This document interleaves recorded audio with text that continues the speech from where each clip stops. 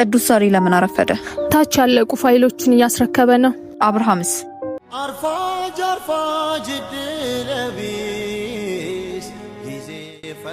ዛሬ ለምን እንዳረፈደ አላውቅም።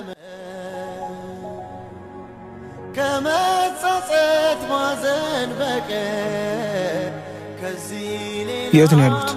ላይኛ ነው የሚጠብቁት። አንዴ ይቅርታ። ሄሎ አለቃ። አብርሃም እንዳያውቅሽ የተቻለሽን አድርጊ።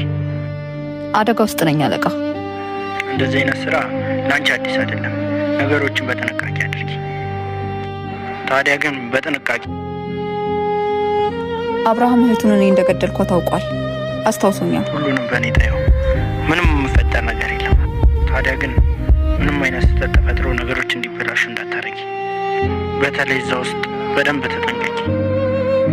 አውቄ ሆን ብዬ እህቱን እንደገጨዋት ቢያውቅ ምን የሚፈጠር ይመስልሃል? አብርሃም በእኔ ታየው። ለማንኛውም ተዘጋጂ፣ የምንገናኛበት ሰዓት እየደረሰ። እሺ አለቃ።